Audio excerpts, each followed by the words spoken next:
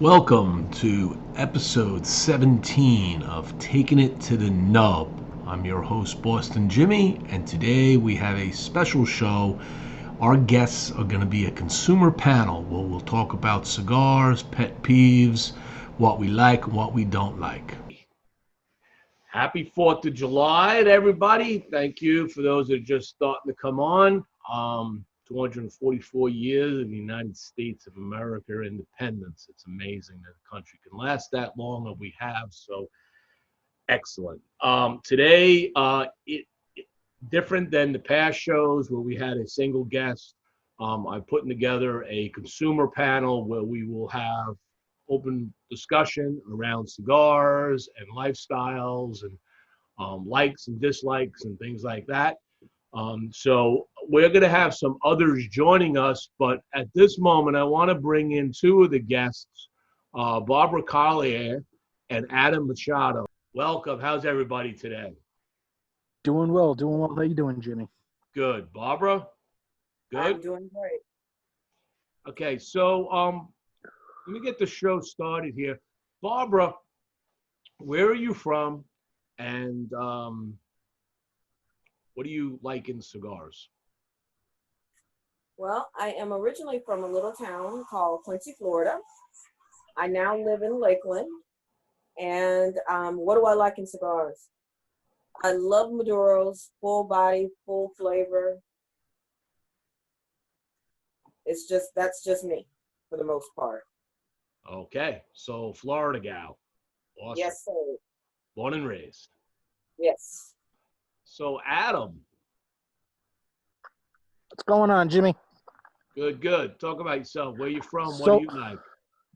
I am from Boston, Mass, and what I look for in a cigar is I look for something more medium to full, and I like it just, I'm always running. So I look at this as a little while for me to slow down and be able to relax a little bit. That's my main reason for smoking cigars. And me, I'm kind of all over the map.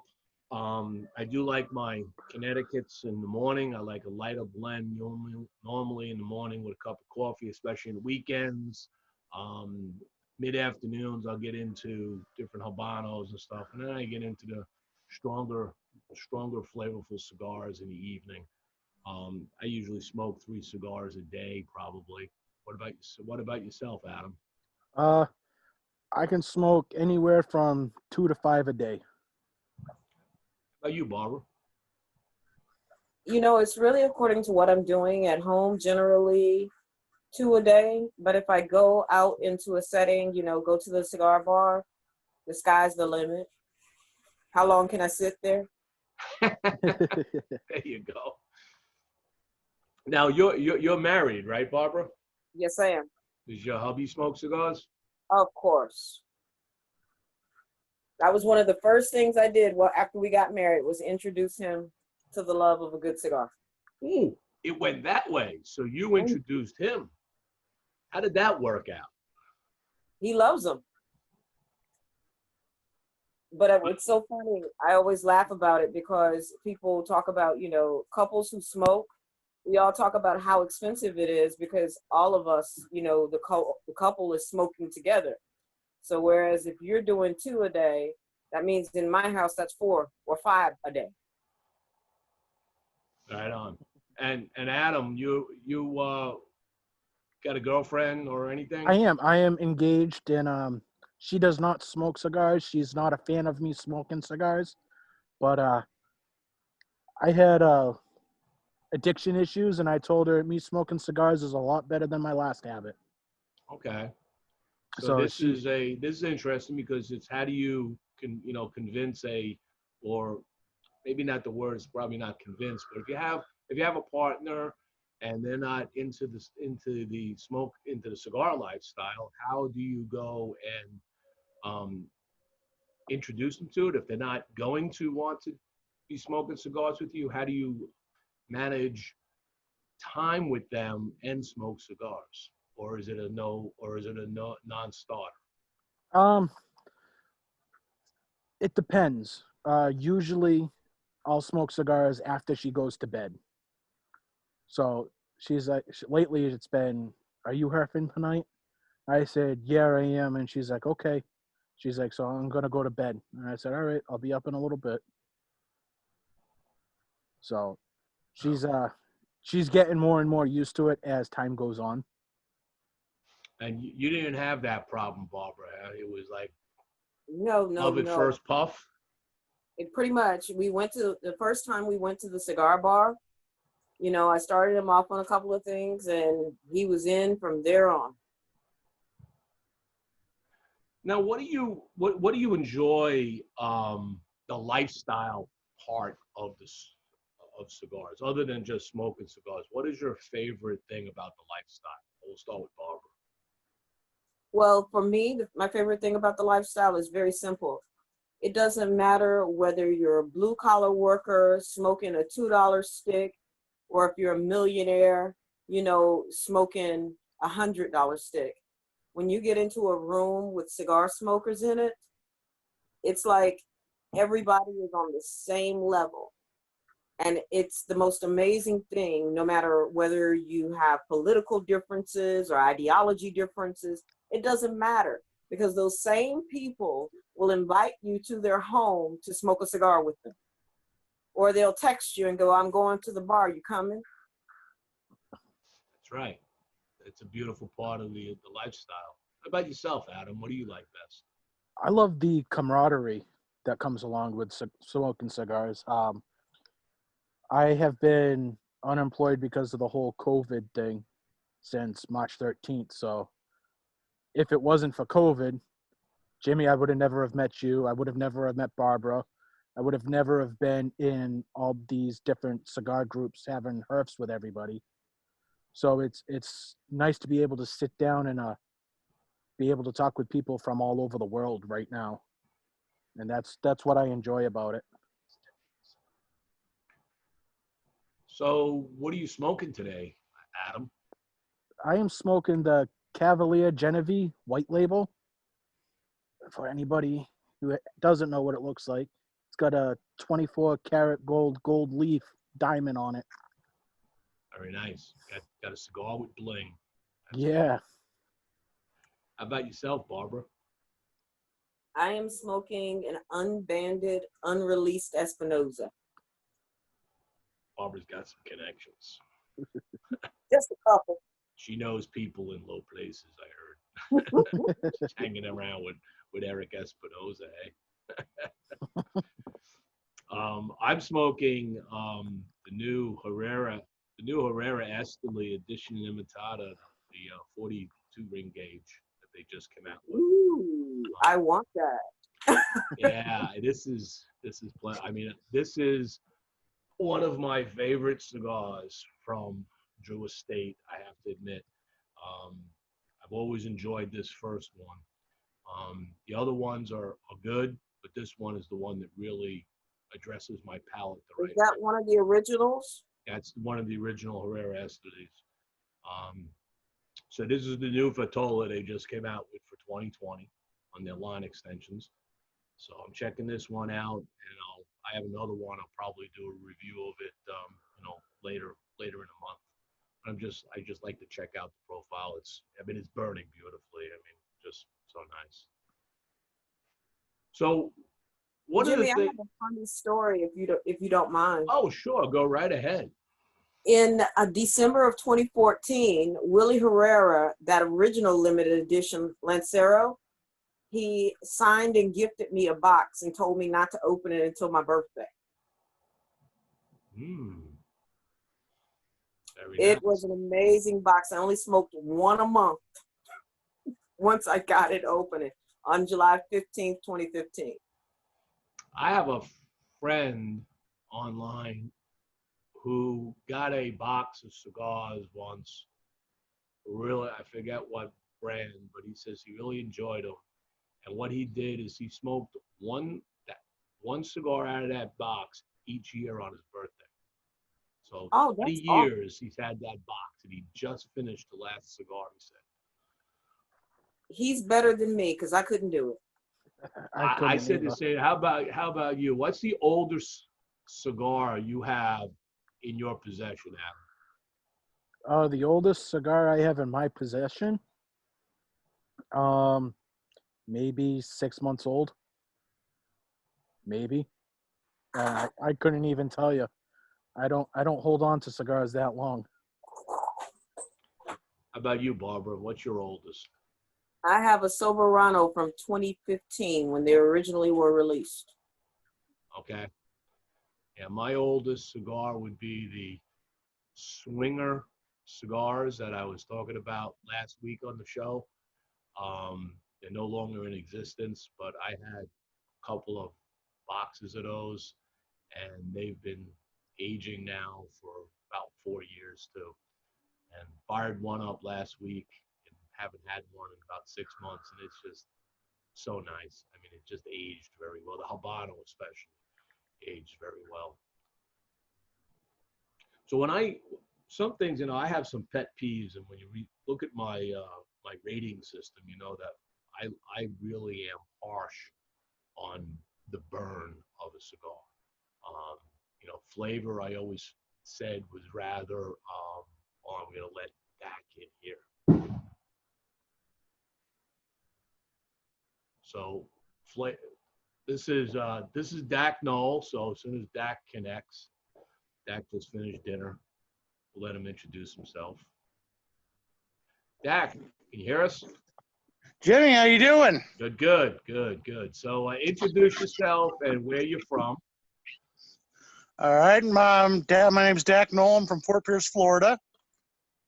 So, And what is your flavor profile when it comes to cigars? What do you like? flavor profile. I'm in the medium to full the full range, and but that doesn't mean I won't smoke everything. So, And what's the oldest? We'll catch you up to the questions. What's the oldest cigar you have in your possession? whew, I think I have a 12-year-old Fuente Hemingway masterpiece. Oh wow, you beat us all. Yeah, I bought a box 12 years ago. Now I got them. Smoked the last one New Year's Eve. So, Oh, very nice. yeah. So we were just getting into the discussion how on Stogie Press, I spend a lot of time talking about the burn. Um, One of my biggest pet peeves is cigars that just burn off, and I'm pretty harsh on the burn when it comes to the rating system. That's where most points get deducted because flavor is a very personal thing. But what are some of your pet peeves? We'll start with Dak as just joining. What is a pet peeve of yours with cigar that just irritates you? My biggest pet peeve is just a cigar that lacks any flavor. If I now I second that with any draw issues will piss me off with to no end. But if I just get that rare cigar that's not hitting my palate right and just has no flavor, I mean, it's one of those things I always say, I'd rather have a cigar have hog's breath than no breath at all. So, All right. How about you, Barbara?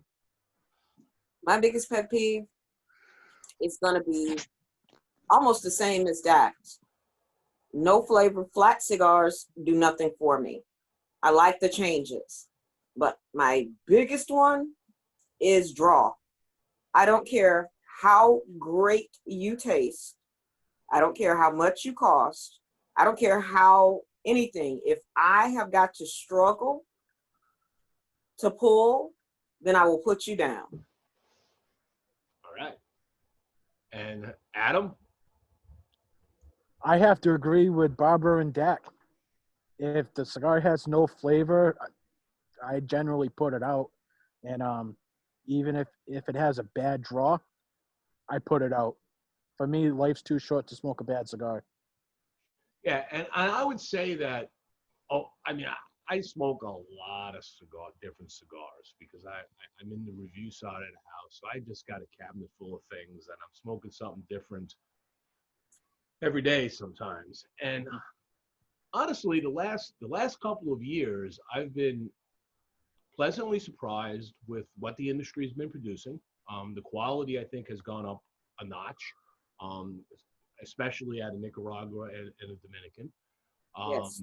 The the flavors have been there. I mean, they really have been putting out some really nice quality cigars. So it's a rare moment that I come across that cigar that has a bad draw, or it's plugged, or doesn't have any, like, be totally one dimensional, or fades away at the end. What I find is the ones that, as good as they are, they start to canoe, or they start doing a bad burn off on you. And I don't like touching the flame to it after I light it. It gets the charcoal. It just affects the flavor if you do that. And the other thing that I really don't like, and it happens once in a while, is when I take the band off and it tears the wrapper. That irritates me. Too much glue. Too much glue. Exactly. They put too much of the pectin on there. They overdo it, so that just irritates me. Hey, Dak, what are you smoking right now? 601 Green Label Trabuco. There we go. We got two Espinosa fans in the house. Oh yeah. Yeah, you just Love me missed my it. Espinosa. Barbara's smoking a unbanded, never heard of Espinosa right now. Mm-hmm. Nice. The joys of having Eric Espinosa over for brunch means you get fun stuff. Of course. I keep inviting him because my wife does this amazing cooking, and anybody that's in the industry, anybody that's been to my house, when they travel, especially if they're traveling through Florida, I always invite them over if they want, and some take me up on it. And those that have know that my wife she's an amazing cook. She knows how to follow a recipe real well and knows the proper techniques of cooking. All right. I'm not going to say she's a chef. She doesn't invent a lot of her own stuff, but knows how to cook. And anybody that's been here, they're just like, wow. So I keep telling people like Eric, I said, yeah, you're coming up this neck of the woods, just come on over. Stop in. We'll sit down and then come into my lounge in here. We'll hang out, So I'll get him here eventually. It started with us because of we're always fighting online about him talking about I can't cook. Him to show up, and I made brunch. And he enjoyed it. Yes, he did. All right. When you so is anybody pairing your cigars with anything tonight? So Dak? Actually, trying this for the first time. Now, I'm not a alcohol drinker, but I'm pairing mine with a Jones Orange and Cream Soda. Okay. So, yeah, and orange. I'm a soda drinker. Orange and cream always seems to go well with pretty much any cigars. So, Did you ever try that with a Laranja? Ooh. I have, and I think it's funny. The soda kind of overpowers the Laranja. Now the Laranja Oscuro, I can see it going well with. So, it's funny. I like a stronger cigar. I like a lighter soda. Stronger or lighter cigar, get more of something like more of a bite, like a regular Coke or a RC Cola or something like that. How about you, Adam? Pairing it with anything? I am smoking a cigar with Angry Orchard Crisp Apple tonight. Is that a normal for you, or do you? Oh yeah, that's a go-to for me. Okay. Go figure, a fat kid allergic to food, so I got to be very careful with what I eat and drink. So, where the Angry Orchard's gluten-free, I tend to not have an issue drinking it. So. How about you, Barbara? Tonight I'm just doing a little sweet tea. Sweet tea, and that is something really special. Years ago, I met a women's cigar group out of Wisconsin. They're known as the Cigar Babes. And they do a lot of fundraising for the children and single moms down in Nicaragua and the Dominican. And one of the things they did is they did this whole survey of like 500 female cigar smokers and asked them a bunch of questions. And they tallied it all up and they gave me the survey to publish and post. We just lost Dak. And one of the things we sat and talked about was pairing. And they had told me, they asked me, did you ever pair a cigar with tea? And like an Earl Grey tea, a really good tea. And I was like, no, I actually no. I mean, I've done the coffees and everything. But they said, no, you do it with a tea. When they would have their groups in the shop, they would do teas. And they said it is just such a different experience because the tannins, I guess, in the tea, the dryness brings out the flavors in the cigar. So I've done that. I actually like a little tea with honey, and that just goes well. So yes, awesome. So I'm actually picked up a bottle of Powers Irish whiskey yesterday. This is the 12-year. The regular, I guess it's whatever the normal Powers is a little harsh. This one's much smoother. This goes very well. I do like my Irish whiskeys with my cigars, but I'll mix it up. I enjoy a root beer or a cream soda, like Dak was saying. Goes very well with a cigar. Some of um, the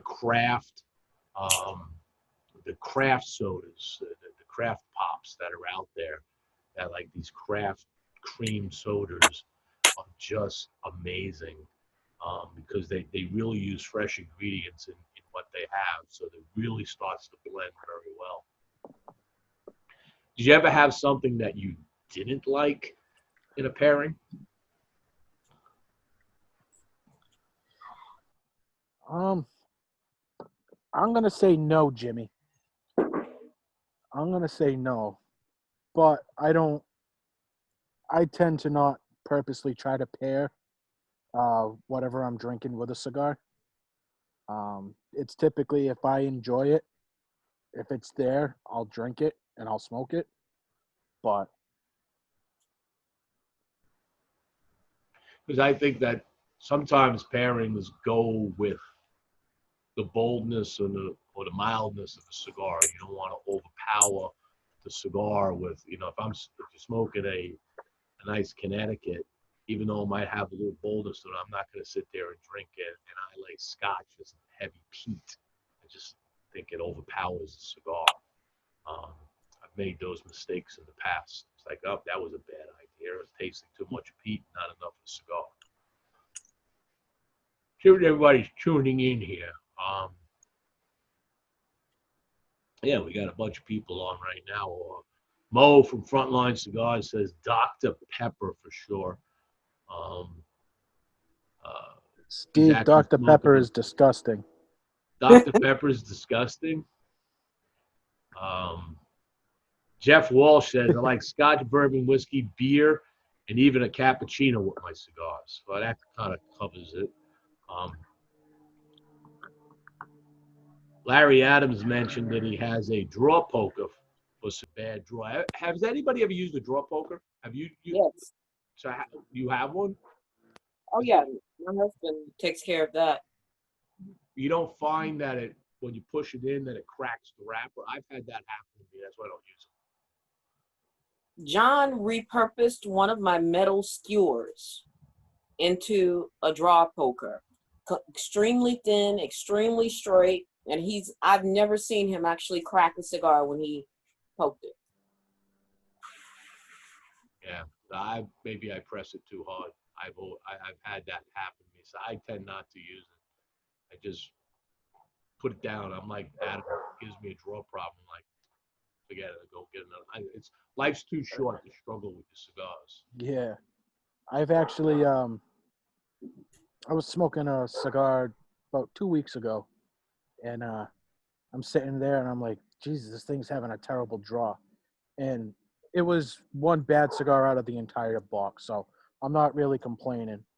But I'm running my finger over the end where I just cut, and I'm like, geez, that feels a little rough. So I'm playing with the end of the cigar, and I pulled the stem about an inch and a half out of the end of the cigar, and I had no problems after that.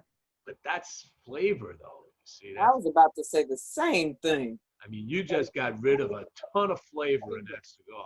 Unfortunately, it was put in a place where the combustion wasn't getting to it right. Yeah, You know, but yeah, I mean, because stems, I've heard people complain about stems. Like I know people that'll cut their cigar and they'll look at the head and they'll see a stem and they go, "Oh, look at that, the stem."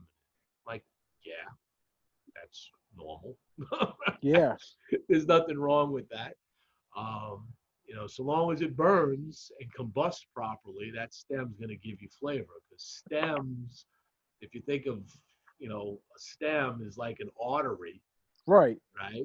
That brings all the nutrients into the leaf, and then the veins bring it out to the leaf. So having that stem is not a bad thing. It's somebody decided that was important to put in the cigar.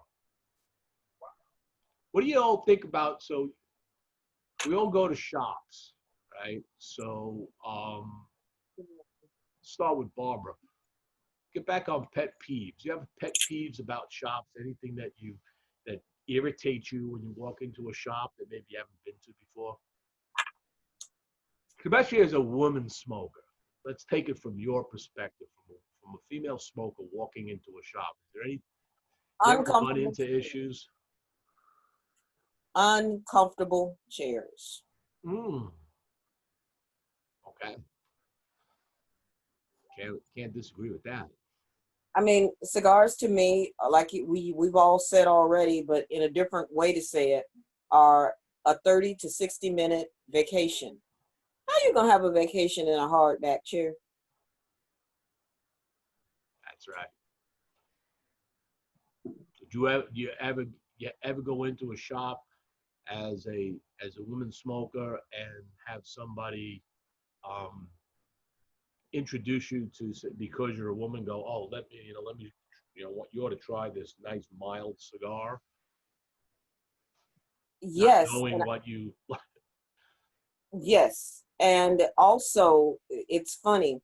I was up at Cigar Hustler a few years back, and one of the girls that worked there, she didn't smoke, and I asked her why. She says, "Well, I don't like the flavors." So I asked her, I said, "What do you like to drink?" And she tells me, and I give her a full body, full strength Maduro, and she started smoking that day. And when Mike came in, the owner, he goes, "How did you get her to smoke?" I said, "How are you going to tell someone who drinks bourbon, stouts, boozy stouts, and all of that, that they should be smoking a little mild Connecticut or something flavored?" And that's what people had always given her. There you go, and that makes it. And it's interesting because if you talk to people that are new cigar smokers, when they look at a nice dark Maduro, it scares them. They think it's overpowering, and you need to help them understand that cigar, that leaf has been aged much longer. It's actually can be more sweeter. It can have less bite, more flavor. It doesn't mean it has more nicotine. Matter of fact, it probably has less nicotine because it's been sitting there aging and fermenting, and all of that bad stuff's coming out of the blood, out of the leaf. So, what about you, Adam? What's you got any pet peeves with shops when you walk into them? Um, one there's a couple I have. Um, I hate when I walk into the humidor and they're like, "Oh yeah, we got a great selection," and you walk into the humidor, 75% of the shelf is empty, Oh wow. and you're looking around and you're looking at what they do have left for inventory, and you could tell that the cigars are not taken care of. They're Yep. all split up the side, they're split through the binder. My uncle and I actually went to a shop and we're looking around and we're like, my uncle looks at me and he's like, I was here 6 months ago. This is the same exact selection that they've had from 6 months ago. And I'm like, yeah, I'm all set with that. I'll go somewhere else. Hmm. And then the other issue I have, I'm a bigger guy, old ratty chairs. I went to a smoke shop about before all this stuff with COVID happened, and all these chairs look like they're 25, 30 years old. And I look at them and I'm thinking to myself, if I go to sit in these chairs, these son of a guns are gonna break. Yeah, imagine that. That's right. You ever have one that broke on you? No, because if I think the thing's gonna break, I just grab my cigars and I leave. I'll smoke. I'll smoke where I know the chair is safe, which is my car. Now I've my issues are I really get upset with an unclean lounge. Right. I want somebody cleaning those ashtrays on a regular basis. I don't want them.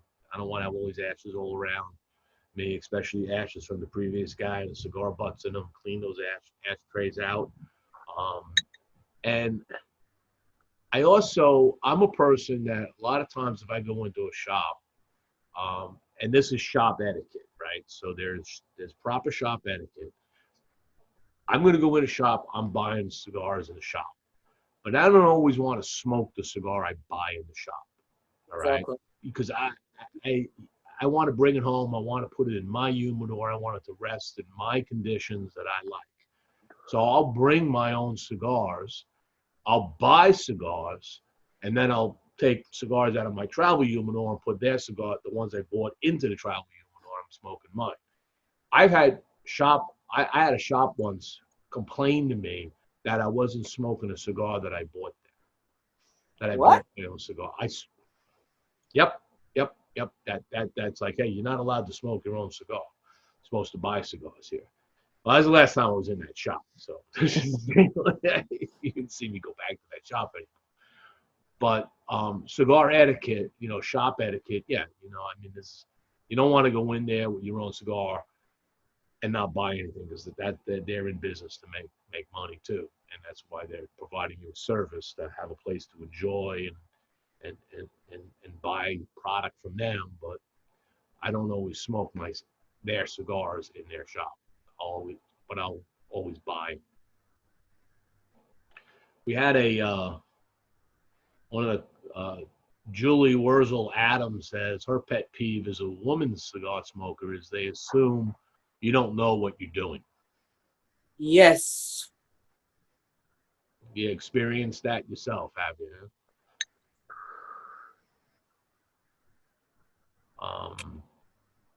Larry Adams says he doesn't like profanity in a lounge. I wish people had more class.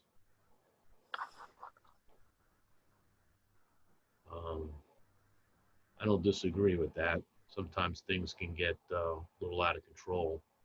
I personally don't like politics and religion discussion in lounges either, because it just breaks down into stupidity. Because people can't agree, just move on. So when you have either of you ever been to a factory or like Nicaragua or the Dominican? I have not. How about you, Barbara? Nicaragua. What did you go on? Well, this has been many years ago before, Davidoff bought Avo. Uh-huh. But before they bought Avo, I had the extreme pleasure of visiting him and having him roll me another birthday box. Oh, very nice. And when I asked him how much it was, he said, "What you got in your pocket, little girl?" He called me the little brown girl. He said, "What you got in your pocket, little brown girl?" I pulled out the money. He took a 20. Interesting. So you did a tour of the factory? Yes, and he let me go through, smell all the different tobaccos, explained what they were, and let me choose what I wanted to put into my cigar, and he rolled them for me personally. Oh, very cool. Very cool. So you kind of blended your own cigar with him and It was turn fun. out turn out good. It was amazing because he guided me. Let's make that very clear. I was not just doing it myself. Once I chose a couple of things, he led me to other things that would complement them properly. Right, right. Did you get to go to a processing facility where Hmm. they would go to the barns and all of that? Yes. So how would you describe the aroma of a curing barn when the tobacco leaves are drying? It's one of those things where literally, if I could, I'd pull up a lounge chair and just lay there and inhale all day. Right. It's one of the most relaxing smells you will ever have in your life. All right, we're gonna let in one of our other guests. This is Agatha Hall, who's joining us. She's known as the godmother of roofing, and we'll have her explain that. Are you with your hubby today, Aggie? So Jesse went down. He got a little sunburn, a little too much fun. So I'm going to be for the both of us. Oh, okay. So And catch up. also, I'm more of a cigar enthusiast than he is. So happy So 4th of July, everyone. happy Technical 4th. difficulties on beach side with the rain and Wi-Fi. So let's quick introduce you. Aggie, tell people who you are and where you're from and what are you smoking tonight? My name is Aggie Hall, and I'm known as the godmother of roofing. And one of my side fun things is cigars after a long day on the roof. And I'm local here in Brevard. And the cigar that I'm smoking tonight that was highly suggested by Boston Jimmie is the Hiram Solomon Blue Edition. Oh, very nice. Yeah. Very nice. Very nice. Yeah, I'm excited.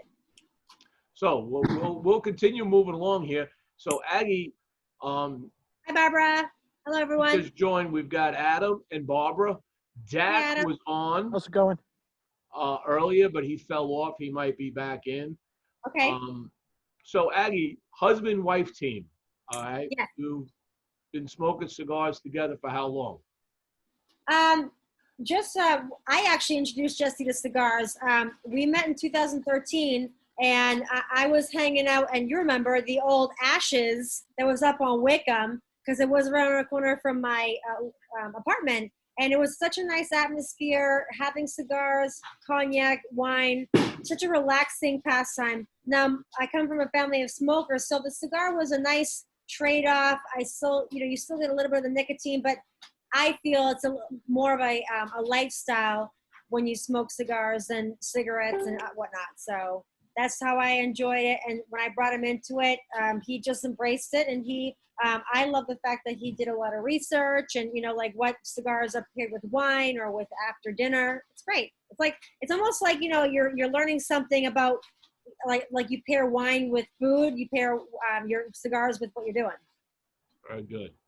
So we'll segue with that. So Barbara, how long have you been smoking cigars?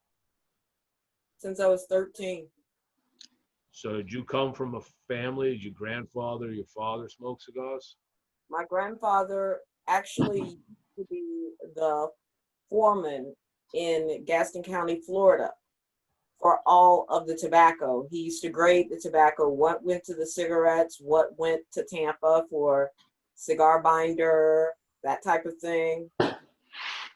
Very nice. Florida sun grown in shade. All right. Tobacco. How about you, Adam? So, I started occasionally smoking cigars when I was 18. More of a consistent basis was probably about 2 years ago when I turned 26. Okay. I started smoking regularly. I started at 18. That would make it 42 years. I actually was walking the dog the other night, thinking about when I got more intensely into it, which was probably in the early 90s. So I would have been around pushing mid to probably late 20s. And I started calculating in my head how much money I probably spent on cigars over the last whole number of years. Wonder why my IRA is not as big as it could be. But I would not trade this enjoyment for anything in the world. I mean, I'm sorry, this is part of my life. It's what I do. My grandfather, he used to smoke cigars, and he also had a spittoon. So he chewed tobacco also. I never got into chewing tobacco, but he used to have a spittoon, and he would sit in his easy chair in the living room. I remember his whole house smelled like tobacco. It just smelled like tobacco. It didn't smell like stale smoke. It smelled more just like tobacco. And he would sit there, and he would chew his tobacco, but the spittoon was like over on the floor on the other side, and he would and he'd hit that. It would go ding, and every now and then you're watching TV, it'd go ding, ding, and then all of a sudden, splat, and he'd hit the floor, he'd hit the carpet, right? And he would go, "Mother," and my grandmother would come out of the kitchen. She might be making dinner or whatever. She'd come out and clean his mess up, and then go back in and continue cooking dinner. And I'm like, that's a memory in my head, okay, of my grandfather. But he smoked cigars, and that's not why I smoked them. I actually started in a fraternity that's what you did with Garcia Vegas, and it's like crappy cigars. But once you get into the premiums, you just realize that, like, wow, it's like going from a blended Scotch to a high-end single malt. Yes. You realize you're living under the wrong rock, and your whole world has opened up in front of you. So, Aggie. Yes. So, your godmother of roofing. How does godmother of roofing work with cigars? What is that all about? Oh gosh, it just worked out because I love cigars, and I wanted to have like a niche with my pastime, and I became the godmother of roofing because I love The Godfather, the movie, and it all kind of came together. And the Godfather smoked cigars, so it just kind of one day clicked, and then I got my marketing done, and it's just been smooth sailing. And when I go to home shows, when I go to cigar events or roofing events, I now have my new cigar with my logo on it, Godmother Roofing. It's a nice pastime, and if they don't like cigars, well, they can give it away, or I have a chocolate cigar that I have made. So okay, you don't like cigars, I'm sure you like chocolate. There you go. So, yeah, I'm sorry for moving around. I was just getting my cutter. How does everyone like to have the cigar cut? Straight cut, V cut? That's another question I was going to ask, but go ahead. Let's go roll it around. Barbara. I typically like the V cut much better. It has a better pull when I do that. Now, there's some cigars that have a better pull when you smoke it than others, but I know that when I get this one lit, Hiram and Solomon will have a nice medium pull, so I will soon find out. And I had to get my wine because I can't have a cigar without a beverage. That's it. Right? So, Barbara, what kind of cut do you like? Libre V. You do a V cut also. But I prefer this V cut because the other ones are a little too shallow. Okay, you like a deep V. Yeah, the car is too shallow. A lot of shop cutters are too shallow. This is my favorite V cut. Okay. And Adam? I tend to go with either a guillotine or a punch. Okay. With the punch, I typically do 3 across. Oh, okay. Me, I've ran the gamut of all of that. I've done all kinds of cuts, punches, all different kinds of ways of opening the cap. I just settled down old-fashioned. Not old-fashioned. I just do a straight cut on everything. Mainly because when I review cigars, I want to have every cigar treated the same way.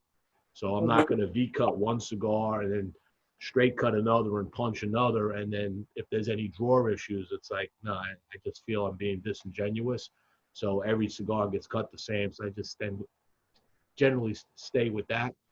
But I do know, like, it was an old Cuban friend of mine here in Melbourne years ago, and he had his own little shop and rolled all his own cigars there. And this guy was hilarious because he told me, he goes, we didn't have cutters in Cuba. We didn't have any of this Exactly. stuff. And what he would do, there's two things he would do. He always had one fingernail that was his thumb. One thumb had a larger nail, had a deeper nail on it. And he would take it and he would just kind of roll his finger around it and just pop the cap. Or he would also just nip the edge of the head of the cigar, just a little bite on it, not the whole thing, just a little bite. And he told me, he says, that's what they did, and that's how they did it in Cuba. They would, because the smoke would concentrate up to that little hole, that little almost pinhole bite that you do, and it was all concentrated smoke. That's what he would do. And so I used to do that for a while. I found that the cigars didn't quite burn as well because it's not getting an even airflow coming through it. But other than that, yeah, I tend to do straight cuts. I've seen people take a torpedo and punch the sides of the torpedo. Oh, cool. I've heard of people doing it. I've never seen anyone. Yeah, I've tried that. I don't like the way it fits in the mouth. Your tongue is always hitting the holes, and it kind of irritates me. So, Aggie, one of the things we talked about earlier is pairing. You're pairing it with red wine? Is that a normal go-to with the cigar? So I usually do have a red wine, and I'd like to pair it with a Malbec. But tonight I have a Chardonnay, but I won't be picky. Which kind of Chardonnay is a good nutty? It's an oaky Chardonnay. It's a Kendall Jackson. Okay. Yeah. A little oakiness to it. That helps. That goes well. Miss Barbara, what are you drinking with your cigar? Tonight I am having sweet tea. My go-to as far as wine is concerned is generally a Pinot Noir. Ah, very nice. I think I look forward to the day we have events again and there's a pairing of cigars and wine. That is a party to go to. I used to have a ladies of Coronas at Corona Cigars in Orlando. We used to meet once a month on a Wednesday night, and we would have an actual pairing. Several really, really great ones. My favorite one, though, was when we did a Pierre Jouet with David off Nicaragua for New Year. Wow. It was awesome. That sounds like a Fierce Chimeras I should recommend, Jimmie. Event that we should have. That would be a good thing. I know, very good. So here's a question I was thinking about the other day. Forget about how much it costs and forget about regulations and all of the things that are surrounding the cigar industry. If you had an opportunity to be a part of the cigar industry, what would your dream job be? And I mean, like, I'm going to put out some things: shop owner, media guy, factory owner, farmer. What would you, master blender? What would your dream job be? We'll start with Barbara. It would be. It's a toss-up. I do want a cigar shop, but I would love to be a master blender. All right. How about you, Aggie? Did Aggie just freeze on me? I think so. All right, Adam. I would have to say I would love to be a master blender. I would also like to get into the media side of it. So I'd be happy with either one of those. Yeah, I would say I would love to be a master blender if that's what I was able to do. I did create that Boston Jimmie, which turned out pretty good, but I just put it in the hands of the factory. I told them what leaves I wanted, And I told them what I thought the profile should be, and they kind of figured out where to put stuff. Obviously, that takes a lot of skill and a lot of time in the industry. But again, if you had ways to do it, if that would be the dream job.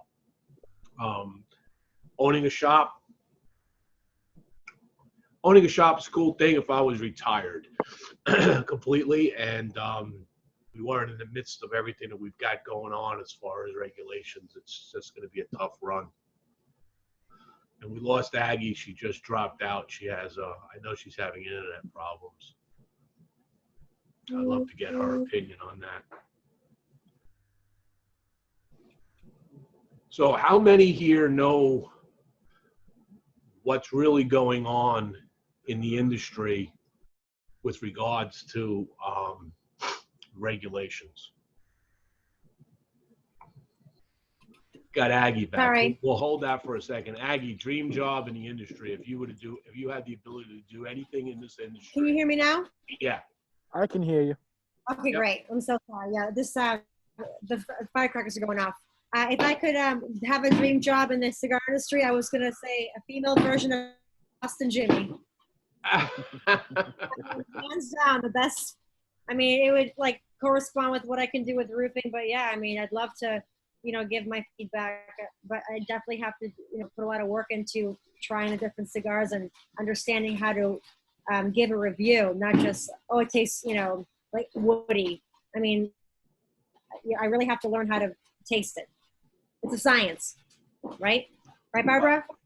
Well, tasting cigars, it's interesting because I sometimes I get asked, like, how do you get those notes? And every puff I take when I'm reviewing, I'm sitting there, it's not my taste. But a lot of times as I'm doing it, what'll happen is I'm smoking it and immediately it's not always the taste. Sometimes it's the aroma. Sometimes it's a mix of the two. And my brain will just fire up and go, oh, that's that. And I'm like, okay. And then I'll puff a little more. I'll think about it a little more. I say, is that really what I was getting? And then maybe it comes through, maybe it doesn't.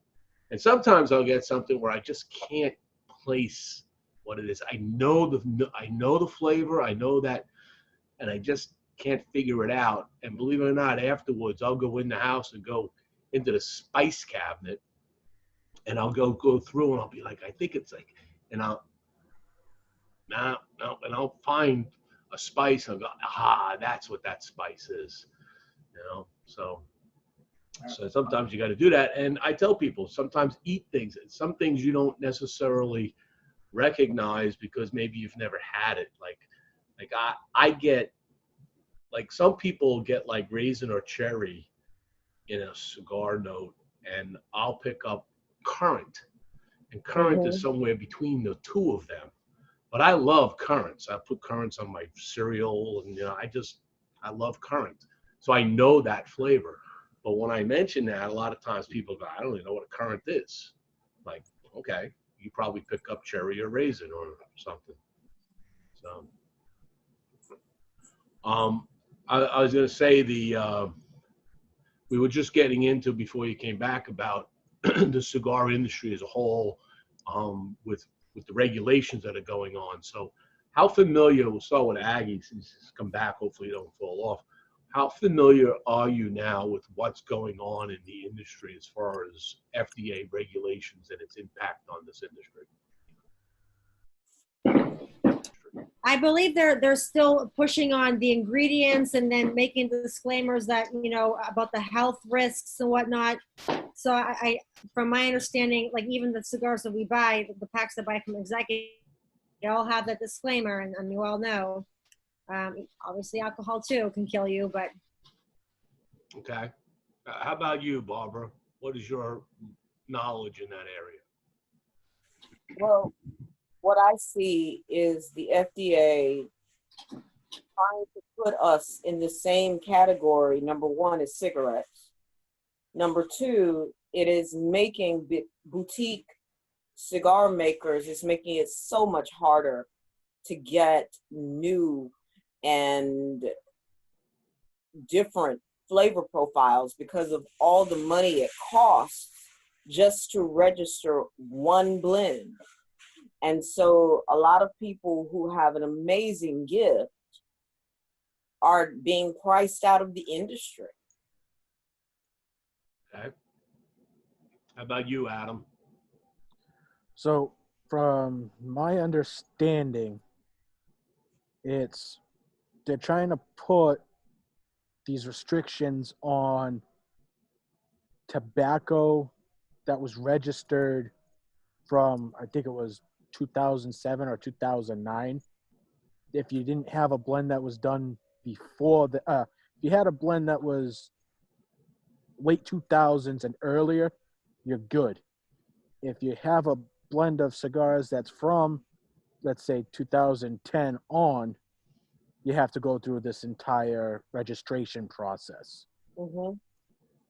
Right. So there is that kind of summarizes it. So we're all pretty close to everything that's going on. One of the big things that's going to happen right now is the next phase. So we did the labeling, the the warning labels, right? And we had a big argument with the FDA in that world. We kind of won a little bit of a battle there because we didn't have to cover the boxes with all the ugly pictures and everything. So we kind of got a little past that. And but on September 9th of this year is when the predicate tobacco rule goes into play.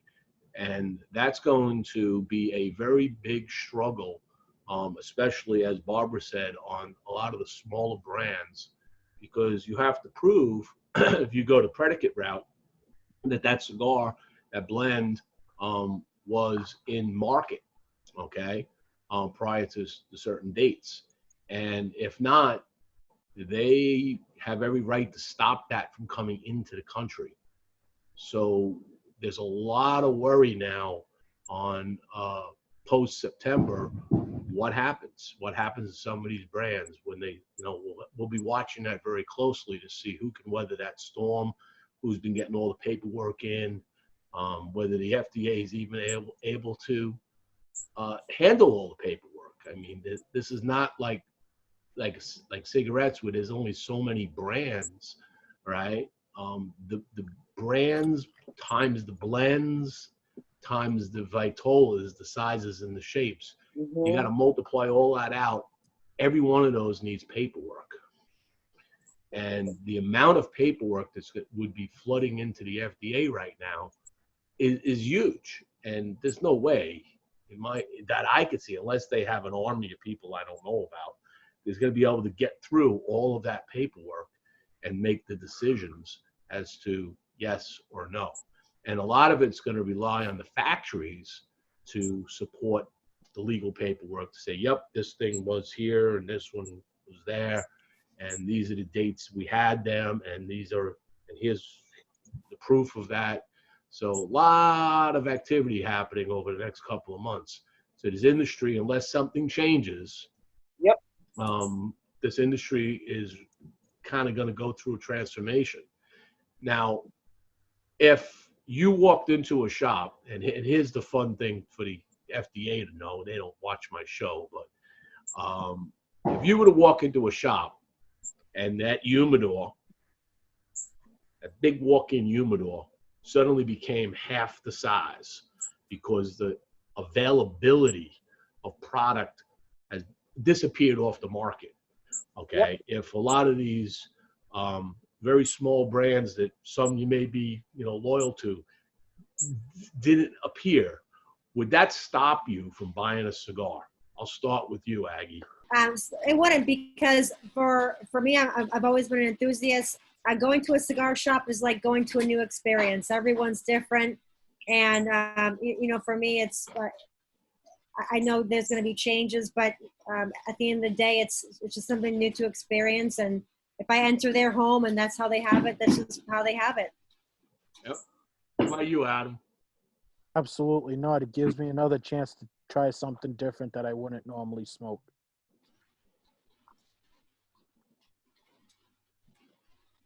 Barbara? It would be disappointing, but it's not going to stop me from buying cigars. It would be disappointing to see some of the brands that I've grown to love that are younger brands no longer be on the market. But my favorites, I know they're going to be there, so I'm not really all that concerned about them. But some of the younger brands that I've, grown to love over the years, it would be very disappointing not to see them again. Now, have any of you written letters to your local, state, and even to the President of the United States about this issue? We'll start with Adam. I have. I am a member of Cigar Rights of America, and they have the letters already all drawn up, and you send them right to everyone. I'd like to join that bandwagon. I haven't been able to do that, but if you can email me a template, I'd send them on behalf of myself, my husband, and a bunch of us enthusiasts too. Absolutely. I'll send you. I'll The send more you the better. link. I'll send you the link to the CRA area where you can just pop it up, fill out the blank, and it'll just I'll send it right out for you. How about you, Barbara? Yes. You ever get a response? No. I get the automated response. We'll look into it. Exactly. So nobody's ever got an actual response from their representative? No. No. But I'm really blessed about being down here and being around Jeff, the owner of Coronas. Yep. So Jeff has done so much, bringing representatives into the shop, the whole 9 yards. He has put in so much work for CRA, and I've been able to see the responses that he's got. Now, Do how many? you know of any politicians that might be a cigar enthusiast that we can invite to be part of this? Like, do we know of any politicians that maybe are, and we don't know that they are enthusiasts that might be able to push this in Jeddah? There are some out there. I mean, I'm sure. We good things. And they are, and several of them are pushing the agenda at this point. But the FDA, The biggest problem we have in this industry is that if you are from states like Florida, North Carolina, Virginia, places like that, southern states, Texas, very tobacco-friendly states. You go in the other states, nobody's going to touch this, right? It's taboo. I mean, regardless if it's premium tobacco, meaning small business, they don't care because it's tobacco, and they don't want to be looked at as pro-tobacco in light of where we are in America today. So that's the big issue. If you don't get the votes, this continues to go the way it's going, and it's going to be very difficult to overturn this, if at all. So we'll continue to fight the battle, do the best we can. I do believe that as much as we do a lot of lawsuits, and we're throwing lawsuits upon lawsuits out there, I know I had a conversation with some folks a couple of years ago when we were doing this, and it was an interesting conversation because they were saying that we may be fighting the battle the wrong way. Instead of throwing lawsuits out, maybe we should be trying to understand what it is they really want and what is it that we really want. And there's a lot of things in the middle of those two, and go figure out if there is, I give you this, you give me this. This industry would love to get rid of this whole issue around predicate and unable to create new blends. But, we gave up the age, right? They got 21 now, right? So it's, nationally it's 21. They got the warning labels on the boxes. You would think that let's work this together because this is a small business across the United States for the most part. Yeah, I don't know I don't live in a tobacco-friendly state at all. I live in Massachusetts, and I think the taxes on any cigar that comes into the state is anywhere from 42 to 48% per cigar. So a cigar you guys could probably pick up for $5 or $6 is going to run me probably 8 or 9 after all the taxes are said and done. That's why I left Massachusetts. That's right, Aggie was from Massachusetts. Never going back, ever. That's it. That's it.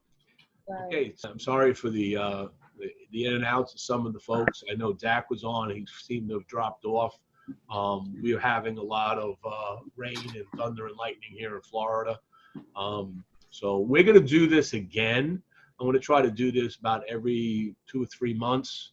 I'll put together a different panel and try to drum up some more interesting questions. Being the first panel, I appreciate you being on. What I normally do at this point is I drop into a quick recap of what's been going on Stogie Press and what we'd like. So I'd like to drop us into Stogie Press for a moment and talk about where we've been this week and some of the news and some of the cigar reviews that we've come across for those that may not have been looking at that lately. And so we reviewed the new the Trinidad Espirito. This is series number 1 Toro. We gave this one a 90. It was a very nice cigar. If you haven't tried that, that's one that Rafael Nadal has had his fingers on. So that's a very nice cigar. It's a Nicaraguan Puro. So if you really like Nicaraguan tobacco, this is good. It's an AJ Fernandez collaboration. So if you haven't checked that out, or if you see it in the shop, you may want to try it. Fratello Cigars has announced that they're coming out with the Arlequin, Prisonado, Robusto, and Toros. Okay, so they were doing this thing last year called Space Fresh Packs, and they had these different cigars in there, and they had people trying them, and then they all kind of voted, and they picked the cigars that were going to be the ones that go forward with. So these are 2 box pressed Vitolas, and a Robusto and a Toro. So if you like Fratello cigars and like to try something new, that's going to be hitting the shelves soon. We did a review of this is the new Amendola family cigar. So Jeffrey Amendola, owner of Amendola Family Cigars, he recently left the Gabby Caffey factory in Honduras, and he connected up with Eric Espinoza. And this is the first collaboration that they did. Eric's going to be picking up a number of the other lines that he has, but this is the Amendola Family Cigars Cannoli. This is just as it sounds. This is a very nice cigar. This is creamy. It's got a little orange note in the background, a little chocolate. It is just a delicious, fine cigar. Something you definitely want to tastes like a cannoli too. You pair it with a cannoli. This is definitely it is what it sounds like. Okay, Yum. I mean, Yum. from a flavor note perspective, you're getting all of that cream and chocolate and there's a little bit of allspice in there, but very, very, very tasty cigar. That's I awesome. really enjoyed it. Burned very well. Gurkha, even with all the mess that we've had with Gurkha over the last few weeks and a month, as we know that Gurkha's under new leadership now with CEO and President Jim Colucci. So they just recently announced the latest release of their Castle Hall. Okay, so Castle Hall is a grandfathered brand, going back into this FDA discussion. It's a grandfathered brand that was originally released in 2013. So they're bringing this line back. It's kind of a value price cigar, so it's not an expensive one, but it's also a Nicaraguan Puro. The big news this week is that the Premium Cigar Association, where if we didn't have a pandemic in front of us, I would actually be in Las Vegas right now having a whole lot of fun in the cigar industry, like I do every year. But that got canceled, and the PCA announced this week that they have furloughed their whole staff. So basically, the PCA is running on a shoestring of nothing. There's just a few people left. There's a board of directors, and that's it. So we don't have this. They don't have the money to pay anybody to do any of the work. So they kind of took a break right now until this COVID issue's over with, and then they're going to try to come back and reform and do what they have to do. So we'll be watching this very closely. It's without the trade show, they didn't get any revenue coming in, because that's where most of the revenue comes to support the PCA. So they're the ones that go and fight the lawsuits. They fight the battle for us, them and the CRA. But without this, we don't know where things are going to go. So this is an organization that's been around a very long time, and somebody might correct me if I'm wrong out there, but this is probably the first time they decided to disband themselves. So that's the kind of impact that they've taken right now from both the COVID pandemic and obviously not being able to have the trade show this year. Mombacho Cigars has come out with their 4th edition of their Coseca line, another Nicaraguan Puro. So if you see a trend here, there's a trend this year building, and every year there's a trend. So this year I'm seeing a trend here starting to build with Nicaraguan Puros. So this palette of America is very much Nicaraguan and then Dominican and Honduran, but Nicaraguan Puros seem to be the name of the game right now. So they've coming out with their 4th edition of their Coseca line. That should be hitting the shelves later this year. And Crown Heads have partnered now with Tabacalera Machado. Tabacalera Machado is the group underneath part of Ace Prime, the big distribution company, and they've now come out with a cigar called the Mil Dias. Okay, and the Mil Dias translates to 1,000 days, and that's a reference to the 3-year window of time it took to bring this project to fruition. And that's pretty cool to know, because a lot of people, when you buy your cigars, you got to think about what's on that shelf, something new that comes out. The project started 3 years prior. All right, somebody sat down and said, we're going to create a new blend, and from the time they start thinking about it to the time it hits the shelf, there's 3 years there. So that's a little education on that. And then this morning we put out we archived last week's show out to the Stogie Press YouTube channel with Luis Cuevas and Casa Cuevas Cigars. We did our raffle, and that was intense, because there was a lot of people that watched that show and a lot of people that commented. So I appreciate everybody that was involved in doing that, and congratulate all the winners. We give out some really cool stuff. For this show, we are going to have a few giveaways next week. I still have some more whiff out. So we're going to I have 2 more of these canisters. I have a classic, and I got 2 classics. So we got 2 classic bins, containers of whiff out powder. And what are those? What do they do? You take this, and it basically, It's awesome. it's powder. And you take it and you can sprinkle it in your ashtrays. I sprinkle it on my carpet in here, and it deodorizes the ashtrays in the room. And you don't need to use a lot, just a little bit, and it just deodorizes. Wow. And there's also a spray here that you could just spray a little bit, couple pumps, and deodorizes the whole area.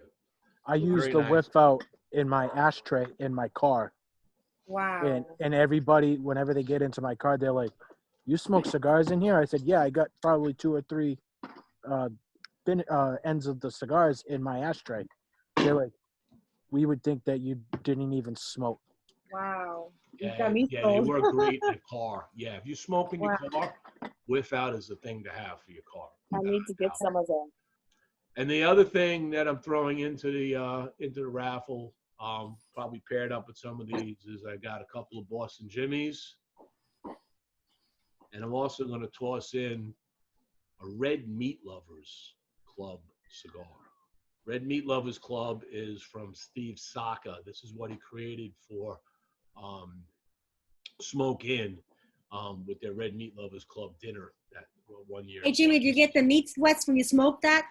No, but I did get a cutting board when I bought them. So, with a Sasquatch and blazoned inside of it. So I bought a bundle of these, and it was a special deal, so I couldn't turn it down. And it came with a really cool cutting board with the Sasquatch. I want to thank the panel for your time. I know you've been having problems getting in and out. We were supposed to have a couple of more on, but I do appreciate your time. I hope it was fun. Any closing Jimmy, comments? thank you for having me on. Thanks for having me on. It's been a lot of fun tonight. Barbara? Same here. Thank you so much, Boston Jimmy, for having me on. This has been very informative and had a lot of fun. Good. Aggie? Thanks for taking me late. I appreciate it. I definitely learned something new tonight. Very good. And yeah, definitely get me those letters. I want to start sending them out. A whole bunch of us. Yes, I'll send you that out.